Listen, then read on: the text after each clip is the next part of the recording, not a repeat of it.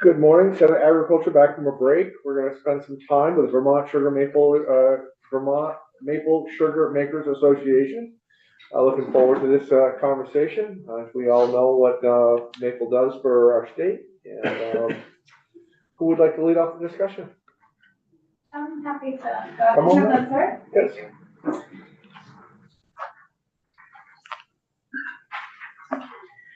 I am Allison Hope. I get to be the executive director of the Vermont Maple Sugar Makers Association. You're welcome. Glad to have you. Thank you. Thank you for having us. For the 15 years before my 5 years with the association, I did community building and engagement and membership with City Market, Onion River Co-op in Burlington, and also helped them build the second store on Flint Avenue. So lots of fun in this space of local ag and producer and community partnerships. And this is a newer committee for us. We met with Senate Ag a couple of years ago, and of course there's been plenty of turnover in the Senate since then. So, and some of you all didn't have bios on the website yet. So I wonder if we have a few minutes for introductions. Yes, absolutely. We'll start right over here. Yeah, Brian Collmore, representing the Rutland District, and you look very familiar. You've been around for a while. Yeah, and I'm Rob Plunkett, Senator from Bennington District. I don't know if my bio's up or not, but it is. Okay, Yeah, great. two children, tiny dogs. You know, yeah, right? tiny Yeah. dogs, right? And went to high school with Mark. I did hear about Model UN a little bit. Yeah, yeah. Steve Heffernan from the Addison District. Did you see my bio? Bristol? Bristol, yeah. Okay, yeah. All right. And you have been in the Senate for how long?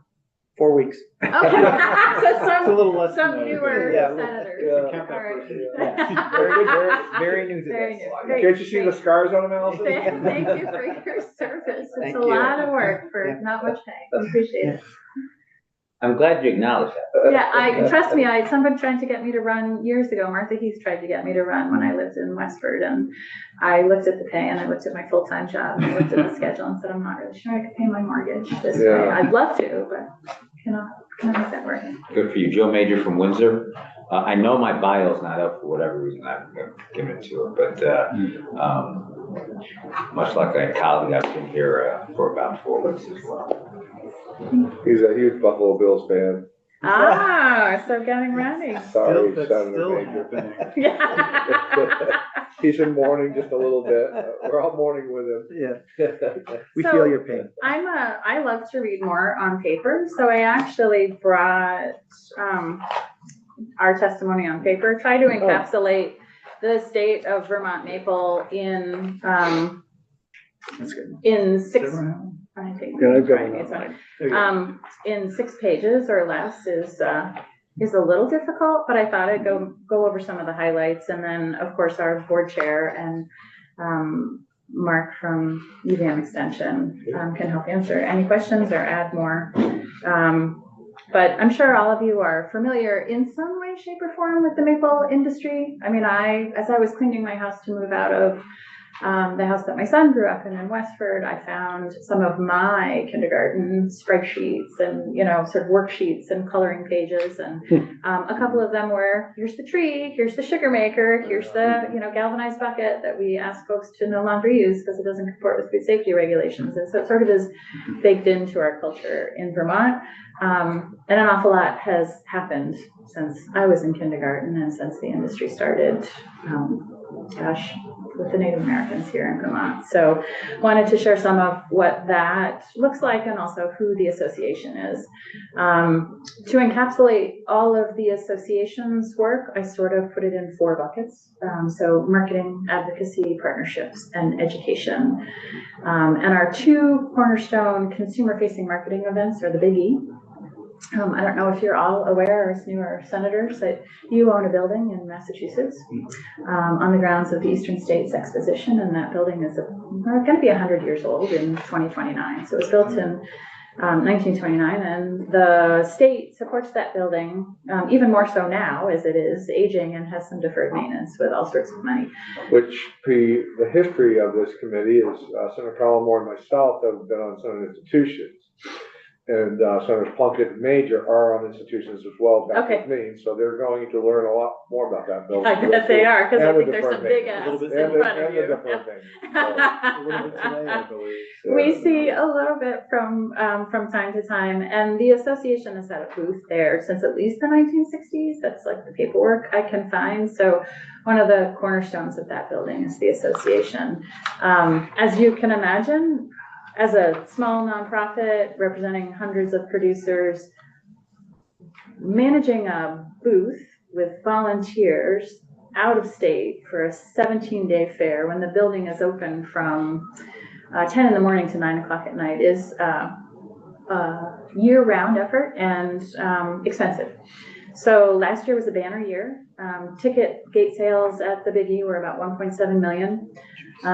We see a lot of those people come through the building. The Avenue of States is a very popular place for folks to go in the Vermont building.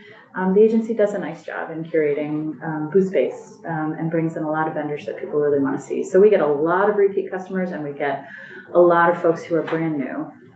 And while there are Vermont booths in other buildings, our booth really takes the time with the amount of volunteers that we use in the booth to talk about how pure maple products are made, where you can find, pointing people to the maple map, talking about the industry in Vermont and the importance of keeping Vermont in healthy forests, how you use the products and what they taste like. So most people, the further away you get from Vermont and maple producing states, the less people know about maple syrup and the harder it is for them to really discern the differences between a table syrup, like a Karo syrup that's colored, and pure maple syrup. And so getting them to taste and understand the differences makes a huge difference in terms of our consumer marketing for our producers.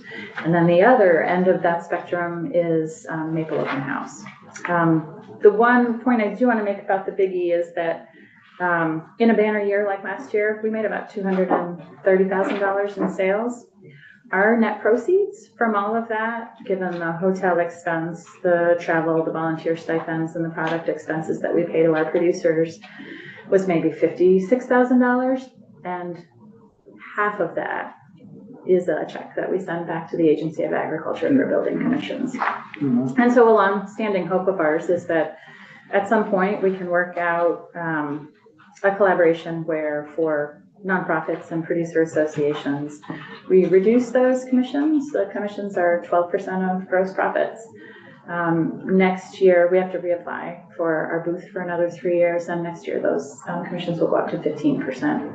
And I understand there's a lot of moving pieces in the state budget, and there are a lot of asks on our task dollars, but the money that we get from this fundraiser really does benefit all of the producers in the state in terms of what we share out with them. So long-standing ask to have some conversation about what that looks like, but it has budget implications, so we understand. Maple Open House is coming up at the end of March. Very popular tourist and in-state activity. Last year, and I'll continue to do it this year, I send a specific email to House and Senate committee members just saying, hey, you know, obviously you know what your district is. Here are some folks in your district who are hosting Maple Open House events. Would love for you to just go out and talk to them and see their operation. Some of them might be your neighbors and you might already be, you know, well acquainted with them already, but if not, it's just a great opportunity to go out and see. And you'll probably see some of your constituents there as well. We start getting calls in January, and actually in the summer for people who are planning trips to Vermont. Like, when's Maple Open House weekend this year? We're coming in March. Where do we go? Where do we stay? Who do we see? And so in effect, in the spring, but also all year round, our staff just becomes the Maple concierges of the state, which is perfect. We have good relationships with the agency and with tourism, and we find a number of different ways to promote it in the large populated areas in the region, Boston, New York, Connecticut, you name it. So great event, and really just highlights. There are so many different ways in the state to make really good maple products. There are a few wrong ways, but there are a lot of really right ways. And a lot of our producers encapsulate that. It's a really broad tent with large family operations, small hobbyist operations, and literally everything in between. Stainless buckets, plastic bags, aluminum buckets, tubing, vacuum systems, you name it. And people get to see all of that, and producers get to share their stories, which is super important for the industry. Advocacy for us is things like this, just coming and talking about what's going on, talking to congressional delegation. We have 2 large trade associations in North America. So the North American Maple Syrup Council and the International Maple Syrup Institute, which really work with all of the stakeholders on strategic priorities. Most recently, we worked with the IMSI to put in some standard of identity updates to maple syrup. We haven't touched that piece of work in a really long time with the FDA. Updating that and getting that moved along means that maple syrup will have an identity internationally in Codex in the future. So I just traveled to Taiwan. Yes. I was there for 8 days. I Yeah. brought over 20 containers of maple syrup. Yeah. Cost me an extra Thank $100. But I was glad to do that. Thank And my you. mission was to get hundreds of thousands of gallons committed to Taiwan or in that region. Nice. And I was, had I had another 10 days, I could have done that. I'm pretty convinced of that. But what we are working on, the group that I went, which was two politicians from Maine, 2 from New Hampshire, 2 from Rhode Island, 1 from Massachusetts, and 2 from Vermont, is that we're going to try to reestablish a regional commission over there of an office that Vermont used to have an office over there, because it's not just the product going to Taiwan, but it's the gateway to the Far East, and I would love to do that. I was very dismayed that there wasn't any Vermont notoriety of maple there. There was some from Canada and a little bit from New Hampshire, but I just see an avenue of. I think that if we could open up that market to and make them aware of Vermont maple, that we wouldn't have enough trees to do with what we'd like to do. So We're certainly not tapped out in the we state, can- but there is all sorts of upward mobility we in should keep terms you of where abreast we of can sell what it. those efforts Yeah. are. We're still That'd be meeting as a group. These folks that I went over there with, we had one meeting. We're gonna have another meeting, and I'm gonna sit down with Anson and have that conversation. Nice, yeah, and his folks, Abby and Trevor do a really nice job with that work as well. Thank you, that's what we're looking for. New markets are important, and usually in Vermont, because 85% of the crop is usually sold to bulk packers and co-packers, they work with those sorts of markets, but even their reach, doesn't extend as far as it could without some additional help from the state, for sure. So that's all part of advocacy. There are innumerable partnerships at the state and national and international level, and we try to participate in all areas. We have regular meetings with Agency of Ag staff, we have regular meetings with Forest Parks and Rec staff, but connections with Shelburne Farms and Trapp Family Lodge and, places where education and tourism happens, like Audubon, Vermont, of course, Proctor Maple Research Center and UVM Extension, Maine Extension, Cornell, all the other state associations. There's a lot of people in the space, and it's really important that we all understand what's happening, what each other's priorities are, and then funnel all that information so we can be a point of contact and share the appropriate info with members, because without our members, we sort of cease to exist. Education, science-based, research-based, best practices, regulation, all of those things are what we educate our members on. Vermont Maple Conference Week is something that we work on very closely with Mark, who VMSMA and UVM Extension have worked on Vermont Maple Conference Week for a long time now. It used to be a series of day-long workshops around the state, and then it was 2 weekends pre-COVID in Hyde Park and Brattleboro. And then post-COVID, we turned it into a hybrid event that is a week long. So we start with a quality school that is led by Mark and Jason Lilly at UVM or at Maine Extension. And that really focuses on all the measurements for quality in the state in terms of how do you measure density? Why is it important that density is correct? Color, clarity, flavor, all of those areas that the Agency of Ag in the state has regulations on as well. What are those instruments? what does it matter? And the reports come back showing that folks gain an awful lot of knowledge in this full day. We usually try to offer it twice a year, whether you're a new sugar maker or an existing sugar maker. We have our annual meeting during that week. We have 3 days of online sessions, and then we have one really robust day of in-person sessions at our state university in Randolph, and do a whole host of things there. Our largest ongoing program is the Sugar House Certification and Grant Program. So with so many changes over the years and so much increase in production, it's really important that we focus on food safety as one really important aspect of quality, and also that promise that we've made to consumers. So we market Vermont maple syrup in so many different ways. It's iconic to Vermont. You can't really separate them. And it's really important that we uphold that brand promise, and remind folks and share new information. And so the certification program is the only one of its kind that is a third-party certification run by a state association. It was seeded by a specialty crop block grant that we got from the Agency of Ag. And we had some technical experts and sugar makers weigh in on how to create that program. It's a living program, so it's updated very regularly based on sugar makers' experience with it, and new information that arises. So we have 21 sugar makers in the state who are fully through it. We have about 3 times as many sugar makers in the state who are working their way through it. And because we were successful in getting a federal earmark from Senator Leahy's office of about $647,000, we have a grant program in place.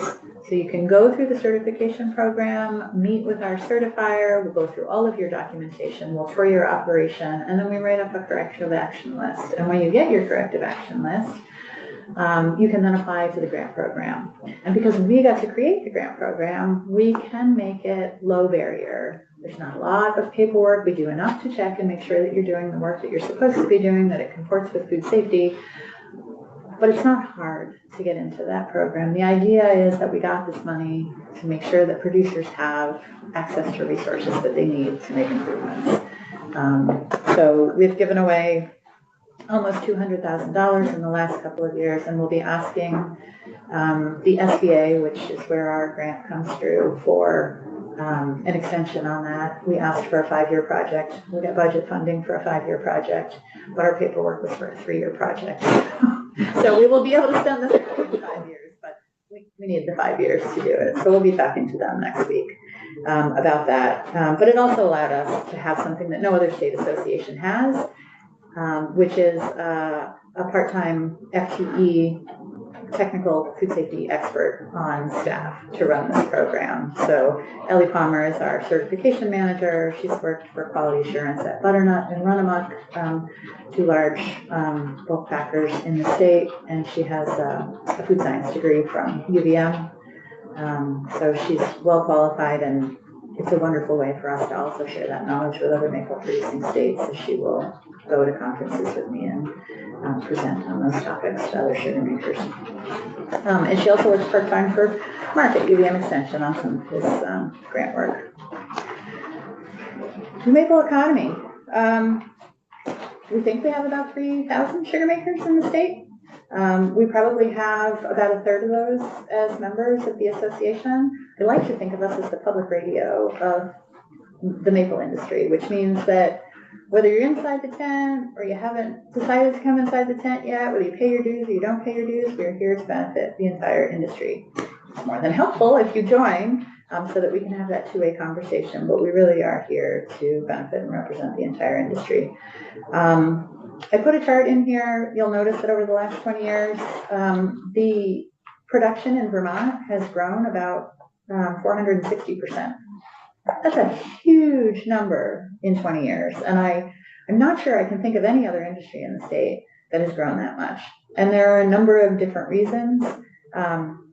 Equipment manufacturers and producers are highly innovative folks. And so the use of vacuum systems, reverse osmosis machines to concentrate sap to require less boiling time, new equipment, vacuum flow meters so you can understand whether your vacuum is working to your benefit or not. And then you don't have to walk every line. You can just go out and check certain areas when you see that red mark on your map. Those are all really important. And what those innovations have done for people who have taken advantage of them has mitigated climate change in some areas. I talk a little later in this about like how that's going to continue. I think that trajectory is going to change. Climate change is clearly going to continue in the same way that it has. I'm not sure the innovations are going to be able to keep pace in the same way that they have for the last 10 or 15 years. And so that's going to be interesting. For some folks, it sort of masks that compression of the season, especially when we have a good year. But what's clear, even from a dated UVM Center for Rural Studies report, is that the maple industry, like other forestry and ag industries, keeps jobs local, keeps some manufacturing local, and also keeps our dollars circulating locally, which I think is important for a number of reasons. So just huge numbers there. Future projects on a local level. Last year, I wrote a grant. USDA has an ACER Market Access and Development Program that issues grants of about $500,000 to a variety of institutions to study maple projects, whether it's research or consumer education on a regular basis. So as an association, we can't put in our own grant request. You have to be a state agency or someone like Mark with the UVM educational institution. So we wrote it and partnered with the agency to put that in. That was for maple packaging. That would have, I think, had effects across the industry in terms of sustainability, quality, things like that. It wasn't approved, unfortunately, and so I'm hopeful they'll help us resubmit it. The other large project that we're partnering with the agency on is they have their own USDA access, ACER money, some of it from 2021, and they had submitted a request for a project to create a maple consumer-facing website, and we're really well poised to do that. We already have a website, but our current website has a split focus, consumer-facing and sugar maker-facing, and it's a little hard to do both of those things very well. They're very distinct audiences, and so this ACER money, we just issued the RFP for a contractor. This money will allow us to take the information that we have that's consumer-facing and rebuild that website, which makes sense. Vermont is a leader in over 50% of the production in the United States. It really makes sense that we would have a robust, engaging website for consumers to land on when they want to know more about Vermont maple, and we haven't had that to this point. So by next fall, we should have that, assuming that the pause on federal funding for grant projects continues to get a stay. That is a little concerning. ACER is a reimbursement program, so projects like these are sort of hang in the balance, as do many others. It's more broad implications for the state. I don't know how to distill climate change to a paragraph, but I tried. Like I said, I think that what Dr. Tim Perkins told me, who is the scientific director at Proctor Maple Research Center for 25 years, recently retired. They have a new director. He's amazing. The season has shifted since the late 1800s by a month or more. And not only has it shifted, not only are people tapping earlier, like it used to be that you could start tapping on town meeting day.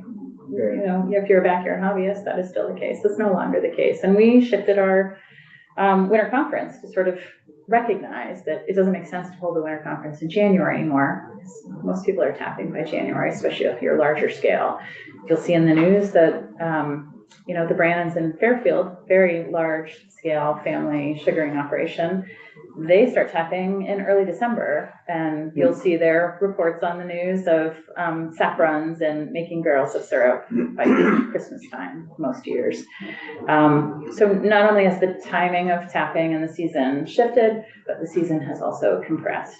But then climate change has all these other implications on the forest in terms of what it does to the forest floor, how it allows certain invasive pests to be more active and more successful in what they're doing, how it deals with what's invasive species are growing up in the forest floor, how floods and wind events are affecting trees. And so I'm always listening to extra research. A lot of it comes out of UVM Extension. Mark does an amazing job of educating the entire community on some of the science and research behind this, but it's going to make a difference. And climate change, when I started just 5 years ago with the association was really happy just to have a committee who had created a position paper on climate change, because it was not a mainstream conversation necessarily. And now climate resiliency is just an ongoing part of our everyday conversations with members because we rely on forest health. It's not like you could just replant a sugar bush. These trees need to be 40 or 50 years old, and they live for a long time. And the only way to make sure that sugaring has a continued sustainable foothold in Vermont and that we keep our forests forested is that we understand how to explain to sugar makers and foresters and everyone involved how to keep a healthy forest. And there's a lot that goes into it, but we have a lot of great resources in the state, many of them at Proctor and at UVM Extension. So that's just a forever conversation. What we hear from sugar makers is what you probably hear from all Vermonters, which is things are expensive. Vermont is not an inexpensive place to do business, but we choose to live here and work here for a reason. The inputs for producers are going up, whether it's packaging, whether it's equipment, whether it's the cost of renting retail space, whether it's labor. If you can find really good labor, it's still expensive. And the price of syrup isn't going up at that same rate. And I'm sure you heard from people that wages aren't going up at the same rate that costs are going up. It's the same dynamic with producers. And you can't just increase the price of syrup at the retail shelf. The vast majority of syrup sold in the US, if it's not coming directly from Canada, is coming through a packer. Butternut Mountain Farm in Morrisville is one of the largest co-packers in North America. Bascom's and Coombe Family Farms is another. Bascom's is in New Hampshire, and they hold contracts with Whole Foods and Target and Costco. And so some of that syrup is a Vermont and Canadian blend. Certain contracts will ask for a Vermont blend, but they will tell you that they are getting business with pennies. And so, if their bid on a contract goes up by a couple of cents, there's someone else who might come in and undercut you. And they're very fine-tuned into what that retail shelf looks like, where their wiggle room is in pricing, and when customers will opt for another choice. And so the bulk price that folks are getting for their syrup and how those folks get contracts all plays into it. And then I'm sure you hear no end to government affairs. There's a lot that's changing recently. The 25% Canadian tariff that may or may not happen has some interesting implications for the syrup industry. We have great relationships with Canada. A huge swath of Canadian syrup, like the Canadians sell their syrup in 68, 69 different countries. And a good portion of that comes to the US, whether it comes through Maple Grove in St. Johnsbury, who sells an awful lot of Canadian syrup and employs an awful lot of Vermonters, or it comes through Butternut or somebody else. A 25% tariff on that syrup, on equipment, on tubing is going to matter, especially when you're talking about the increased cost of production and the price of syrup not going up. I didn't include it in here. Immigration has implications, and I'm sure as an ag committee, you don't need me to tell you that because you're going to hear it from everybody. Whether it's legal or illegal immigration, our food system is is built on, workers who aren't always, Americans. And that's okay, but it has implications. There are sugar makers in the state who are using visa workers, and are using, immigrant labor to make their sugar bushes work. And how are any changes to those rules going to affect folks, not just in Maple, but across ag? The USDA and the FDA, we rely on those agencies for food safety. But the maple syrup industry over the years has relied on them for concerns about adulteration. Mark used to tell this story where more syrup used to be made in Chicago than was made in Vermont ages ago. But of course, it was not maple syrup made in Chicago. It was labeled as maple syrup. And we get assistance on issues of adulteration and food safety from those agencies. And if those agencies are in the future limited in their capacity to help in those issues, there's a trajectory that could certainly lead back to that, no matter what labeling requirements we have in Vermont for those.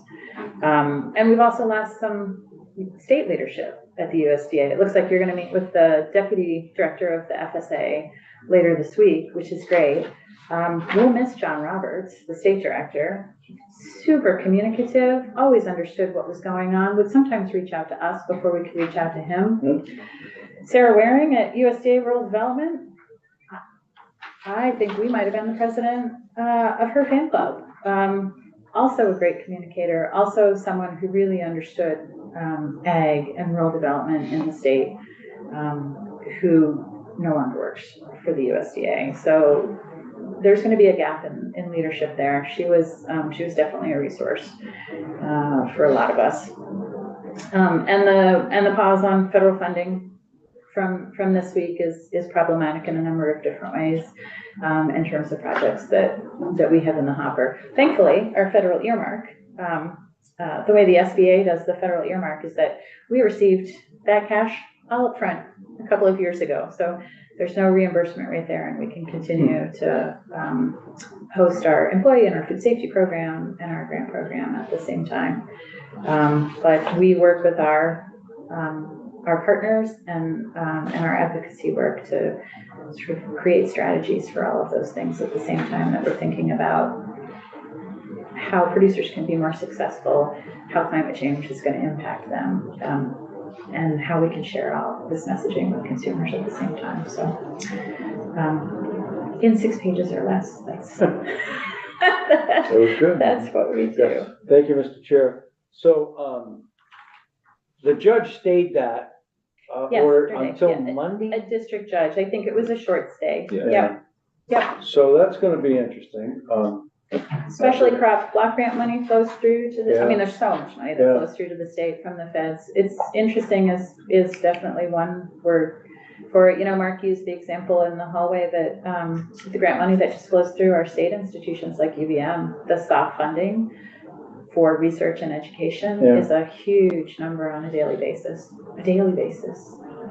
Yeah, I'm sure you'll hear a lot about it. The other kind of question I had, so the season's shorter, the production is up, because we've gone, I don't know, I remember 11-12% from 2012 to the current time, it's up. Where in the state are most of the new sugar makers located? That is such a great question, and we don't know the answer to that. I think in terms of acreage, probably the most NEK? acreage is, well, see, I live in the NEK, so I would say the NEK. But I think in terms of acreage, it's probably Franklin County at this point. Yep. There's plenty in the NEK, and there's plenty statewide. And there's all sorts of theories about why production has grown so much. Certainly technology means that people can be more efficient. And there's a certain scale to how you can scale up and quit your off-farm job if you can find ways to get health insurance for yourself. There probably aren't too many farmers that are still having horses pull the product out of the woods. Not in a way that is not more for storytelling and heritage. Yep, for sure. That's a hard way to make a living. Yeah, it sure is. James, Mark, anybody want to add anything to it?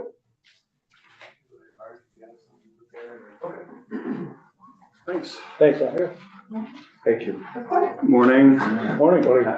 Thanks for having me. My name is Mark Visselhart. I'm a Maple specialist and I lead the Extension Maple program with the University of Vermont Extension.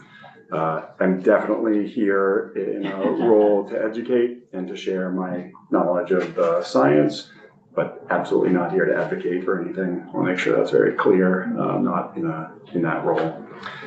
So my background actually was in forestry. I got into maple when I was an undergrad in the forestry department. And that was in 1995, 1996. And since that time, Allison alluded to it, we've seen 5x growth in production in Vermont. And that's dramatic. There really, I mean, there aren't a whole lot of other agricultural products that have had that kind of sustained growth. And yet, the image of maple tends to be one of a more sort of pastoral imagery, one that is an important part of the history and legacy of maple production, but modern maple is produced using modern technology, very efficient for lots of reasons, but probably the number one reason for that efficiency is the labor. When I talk to sugar bush owners, finding people to help is definitely the number one issue. Families are smaller. Finding folks to jump in and do the hard work in the woods is very difficult. So that 5x growth has been allowed to happen because a lot of the technology has allowed for more efficient harvesting, more efficient production of syrup. But you also have to have someone wanting to buy the product. And so they're probably going back earlier, more in the 80s, or sort of a move a little bit towards, some people call it the fancy food movement. Some people call it just a more aware consumer about what they're eating across all aspects. And maple syrup is predominantly sugar, so it's, I'm reluctant to lump it in with health foods, but people are aware of what they're putting in their bodies, and that's allowed for more demand. We certainly see it in the amount of organic syrup that's produced. It's more than half of all the syrup in Vermont is produced as certified organic. Some of that has to do with producers' beliefs in the organic movement in general. I would argue a lot of it has to do with the premium paid for that at the consumer level. So we're seeing increased adoption of organic practices and people getting certified. So consumer demand absolutely plays a role, but you really can't ignore the fact that the production in Quebec has an outsized role in how growth has taken place. If you're not familiar, Quebec alone, the province produces over 70% of all the syrup in the world. And they have adopted a supply management system where producers of any size, beyond just a hobby, they need to sell their syrup into one central government-sanctioned organization that then markets that syrup globally. They have such a market share that they can sustain a predictable price from year to year with a product that is notoriously not predictable. Even in 2025, there is no way to predict how the season is going to go. We can probably set a floor, probably can't set a ceiling. Maybe we can set a ceiling, but there can be quite a bit of variability. Having all the marketing tools that Quebec has put into place has allowed for stability in pricing. And they are limited by a quota system, but that only applies to producers in the province. So if trends align and prices are good for producers outside the province, they are free to expand as much as they want. So favorable exchange rate, favorable other conditions to promote growth, you'll see the kind of growth we saw in Vermont. Vermont produces half the US crop of syrup, so over 3 million gallons of syrup at this point annually. We still see variability though, in that despite all this technological advancement, weather still plays a big role. I just went back through the last 5 years, and we had a year like 2021 where it was too cold for sap flow, and then it warmed up too quickly. It was a down year. 2022, it wasn't too warm, it wasn't too cold, really good production, long season. 23, it was too cold for a lot of producers in the northern half of the state where most of the production takes place. areas that were generally warmer did quite well. They just collectively don't contribute a huge amount to the overall crop. And just to put some framework around how Vermont maple is produced. If Franklin County was its own state, it would be the #2 state in the US for production. We're talking close to 1 million gallons of syrup just from Franklin County alone. That 5X growth is new producers, but it's also existing operations getting bigger because they have the know-how, they have access presumably to more land. And so we saw growth, both new people getting in and frankly being highly leveraged in terms of financing equipment and that sort of thing. But we also saw existing multi-generational operations growing. So it's everyone. And then this past year, 2024, it was a little bit of a mix. We had a little warm up in mid-March, but then it didn't get too hot. And so it was a good year for a lot of folks, except for those folks who were on the warmer side. They never saw production recover. And I bring up temperature because it does still have an important role. It's always had a role in sap flow, but with modern technology, especially effective vacuum technology, you can have sustained yield when you have weather that doesn't quite cooperate. It doesn't fix all the issues.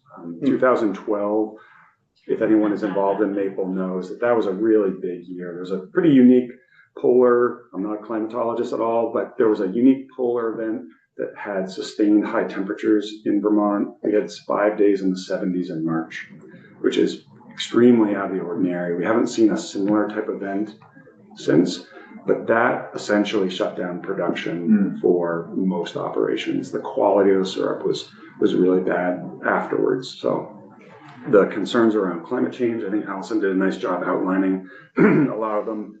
Timescale is really important when you're talking about climate change. You've got these right now immediate issues of too warm or some sort of natural disturbance, wind or excessive moisture. But then you also have these longer term effects where maples may not be as competitive in the forest, which is competition for light and water and nutrients. It's possible that some of the maple species rely on for sap won't be as competitive. So that's definitely a concern. The work that I do, we try to engage on 3 big areas: sugar bush health and management, sustainable high yields of sap and syrup, and then syrup quality.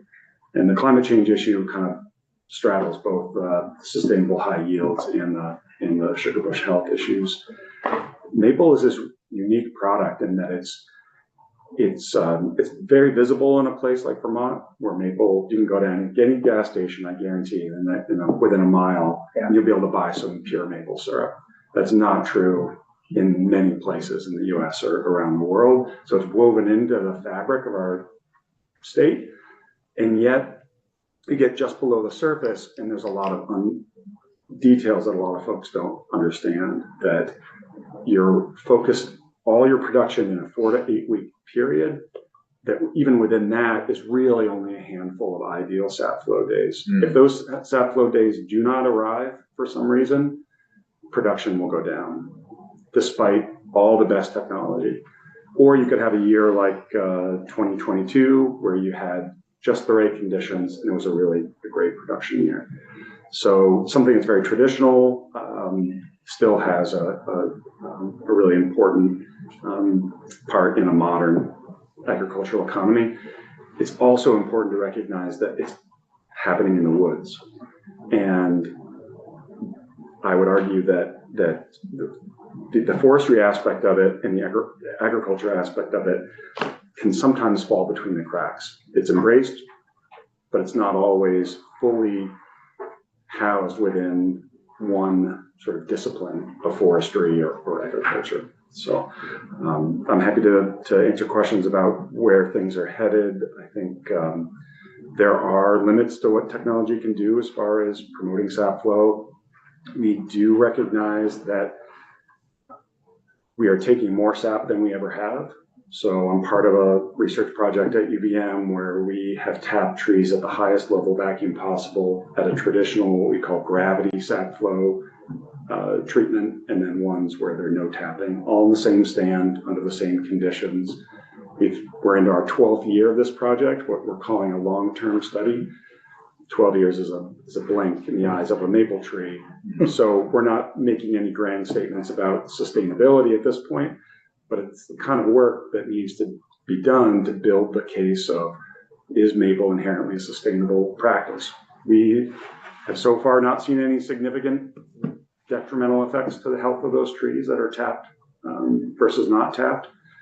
But again, we can't feel confident in making some sort of big statement about sustainability until we've had a longer period of time under these treatments. And the technology is changing so that we're actually able to extract more with higher intensity pumps and better equipment. So I do want to say a couple things about the future of maple. Like in a lot of agriculture, the overall population tends to be aging a bit. And there are great examples of the next generation coming up. But there are a lot of places where people can go, and I've tried to work with the career and tech centers in supporting their forestry and diversified ag programs. We have a partnership with Shelburne Farms, where every year we have a high school maple competition where teams show up. They're tested, excuse me, on their knowledge of everything from tree ID to syrup quality. And it's encouraging to see these young people jumping in, able to set up a tubing system with minimal guidance, and to also identify when syrup doesn't meet grade A standards. So I think those programs definitely are benefiting from some of that research-based knowledge, but they could definitely use more support as well. On the syrup quality side, I've been involved in research for a number of years looking at what is the state of the quality of syrup in the marketplace. So if you go down to the gas station, can you be confident that what you're picking off the shelf meets what it says on the label? Unsurprisingly, there are some issues out there. They're not all, I would say, catastrophic in any means. Typically, syrup too dark for the grade, I would say, is the number one issue. This has to do with packaging that isn't an effective oxygen barrier. It has to do with maybe producers not accurately measuring the color at the point of filling it. But it also has to do with the fact that whoever name is on that container is responsible for that syrup to meet that grade effectively until it reaches a consumer. And if you have a retailer that isn't rotating the stock, we know that syrup ages at a fairly predictable rate over time. It could be that it's just been on the shelf for too long and the producer was accurate when they filled it, but it's been out there for too long. So it's been good to get some data to go along with what Tucker Diego with Agency of Ag, who does the retail inspection program for the agency. We see a lot of alignment with his results in our research, although we're not working together on that project, but it's interesting to see similar results. There are issues with flavor. There are issues with clarity and density. So some of the education we do, train producers to make sure, maybe you've always done it this way, but have you gone back and actually double checked after you're all done to see, did what you've done forever, does it actually measure up? So some of that work is grant funded, and the issue I see, other than just meeting the regulations, is that the average consumer doesn't really identify any brand difference. And if someone has a bad experience with maple, it is expensive. And so they either will pick some other sweetener or they'll apply their bad experience with all maple syrup or Vermont maple syrup. So syrup quality is definitely an important thing to maintain. It is hard. I'm involved in this year round, and it is hard to wrap my mind around a little bit that dramatic growth, that 5x growth. If you had something that's more visible, planted annual crop in a field, if you had some other thing where people on the roadside could see it happening, you would probably have a lot more awareness of this. But this is something that happens late winter, early spring. Most of that volume of sap that's collected goes up in the form of steam, so you don't see huge volumes, maybe other than in Franklin County where you see tankers of sap driving around. But it has happened through a lot of hard work, but it's also largely unnoticed by the average person. It's all done up in the woods. Exactly. Yeah, it's a non-timber forest product. It's something where it happens in the woods, but it also has an agricultural element. And so neither fish nor fowl is one of the ways I kind of describe it. It sort of floats in between there. And yet, at the same time, it's very iconic. It's a huge part of our identity as Vermonters. And so I think it hides in plain sight sometimes, at least when you have large periods of change. So happy to answer any questions if you have any, or James, if you want to speak.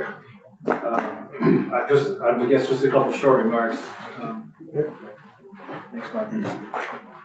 Yeah, I'll be fast. You take your time and just identify yourself just for the record. Okay, I'm James Buck. I am the board chair of VMSMA.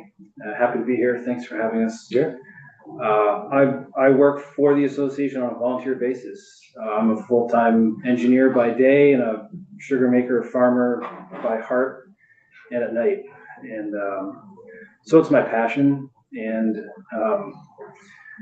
I get to help support Allison and Mark and the rest of our board do the cheerleading for the association and help drive awareness in the general sugar making population for what our mission is and what challenges we're facing. Many of them have been outlined here already. If I had to pick two areas of higher interest for me in the association is we'd like to have more than about a third of the sugar makers in our tent. Why are they not joining us? And so that's a project that we're working on, and we are looking for ways to make that happen financially and through just information gathering, and making sure that folks know how to make quality maple syrup, as Mark was mentioning. I think there's a lot of examples in the state of quality products being made and visitors willing to drive there or fly there or however they get there, whether it's some roadside farm stand they heard about on social media that they rode their bike to 100 miles to go pick out some nice ear of corn, or that craft beer made up in some backwoods garage that you just had to have. If it's a quality product, people are willing to come get it. And I think maple is a prime example of a quality product, as long as the sugar makers are educated enough to uphold that quality and aware of that quality standard. So those are two areas that I like to think about a lot. And so again, we, as Allison attempted to explain within five or 6 pages, we do a lot with a very small budget and a small army of 3 people. So it's a wide swath of representation and advocacy. We're representing folks that have 2 maple trees in their backyard and they boil on the turkey fryer with their kids, as well as the people that have 80,000 taps and more in Franklin County. It's a big difference in what their priorities are and what their means are and what their relationship with maple is. And so we're trying to figure out how to best reach those different types of people within our association and draw those that are not in. So that's, in a nutshell, that's really, those are some of the operational challenges that we face.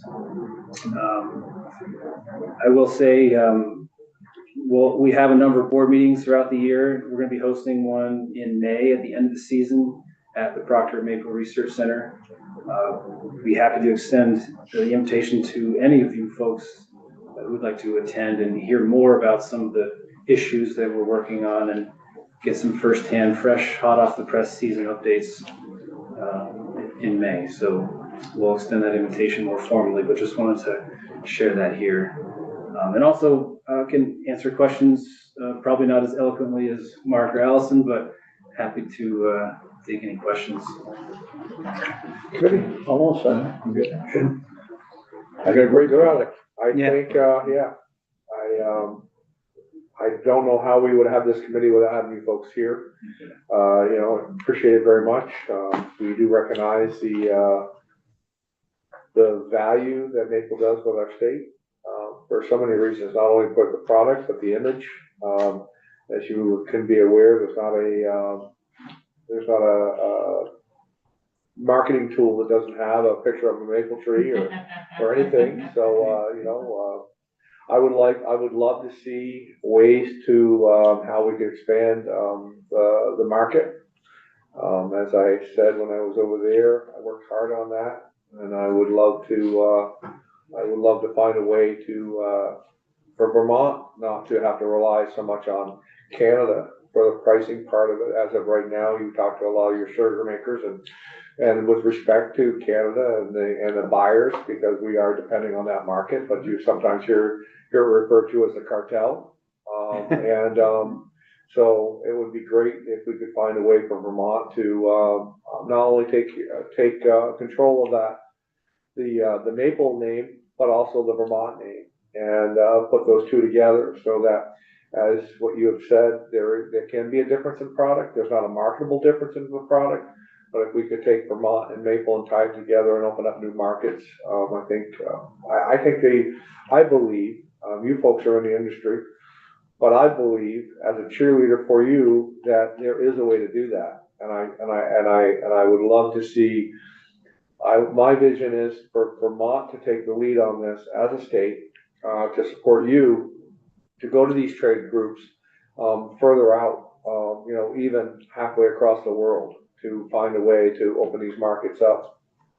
Everybody that tried this product in Taiwan loved it, even though that, I was going into restaurants as we were going there and saying, here's 6 sample bottles. Please, when you bring out the custard, could you put maple on top of it? And it went really, really well. So, I firmly believe had I been over there for 20 days solely on that I would have opened that market up. That's what I believe. Maybe I'm naive, but I'm an optimist. So, but anyways, appreciate you coming in. We're here as a resource. We have a great committee here that is committed to all ag, and you guys are a big part of that. So thank you. Thanks. Thanks for having us. That May 15th meeting is a strategic, sort of advocacy, state of Maple sort of meeting for industry stakeholders. So definitely you will be on the invite list. It'll also be a great opportunity for those of you who haven't been to Proctor and haven't seen in person the gem of a research institution that UVM has there that really informs the entire industry across both borders. And meet Tim Rademacher, who is the new scientific director as of October for the institution. I think it should be a good meeting. Congressional delegation will be invited, House Ag, agency, FDR. So we just sit down at the table and figure out like some of the questions we had about federal changes, how those, we'll know more about those in May. Hopefully. Yeah, by then. Yeah.